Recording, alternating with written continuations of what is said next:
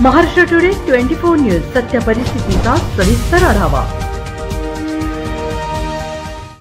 गगनबावडा तालुक्यातील तिसंगी गावात लक्ष्मण आणि मंगल घाटके यांच्या कुटुंबाची परिस्थिती खूपच बिकट होती।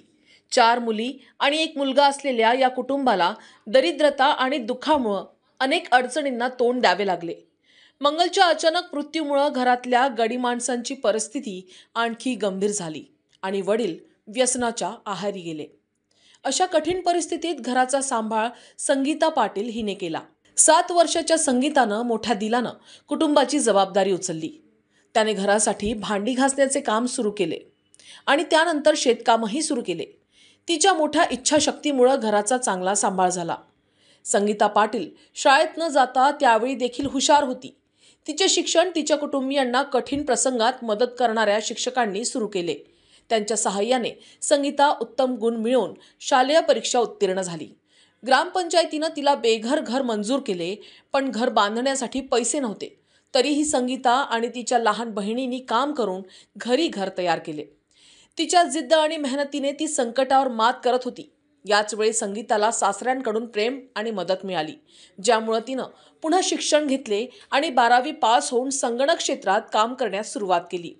आज संगीता पाटील आशा सेविका म्हणून वाघुर्डे गावात काम करत आहे। तिच्या प्रयत्नांमुळे ती एक आदर्श कुटुंब प्रमुख बनली आहे। तिच्या संघर्षाची गाथा अनेकांसाठी प्रेरणादायक ठरली आहे। तिच्या कुटुंबाची स्थिती उंचावली असून तिने 2 बहिणींचे विवाहही करून दिले आहेत। आता तिच्या घरात एकच काळजी आहे, तिच्या लहान भावाची। संगीता पाटीलचे जीवन संघर्ष आणि धैर्याची प्रेरणा देणारे आहे आणि तिच्या कुटुंबाच्या यशाची कहाणी समाजाला एक आदर्श शिकवते। 2008ला आमचं घर वेगळंच मंजूर झालं होतं। त्यावेळी आम्ही जुन्या विटा वगैरे जुन्या पडक्या इमारतींची विटा ते आणून आमचं घर पूर्ण केलं।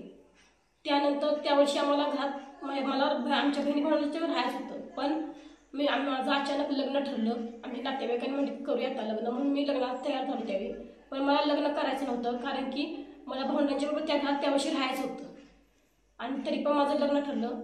लग्न करून येते वेळी मी इकडं मला खूप त्रास झाला कारण की मला 2 बहिणी भाऊ मी लहानाचं मोठं केलं होतं, त्यामुळे त्यांना सोडून यायला नको वाटत होतं। त्यावेळी मला खूप त्रास झाला, त्यांना एकटं सोडून यावं लागत होतं। मला शाळेत सुद्धा शिक्षकांनी खूप मदत केली। प्रत्येक शिक्षक शाळेत वह्या म्हणा, पुस्तकं म्हणा, नाहीतर शाळेची फी म्हणा सर मला देत होते, त्यामुळे मी 12वीपर्यंत शिक्षण पूर्ण केले। महाराष्ट्र टुडे न्यूज साठी वाघर्डेहून किरण मस्कर।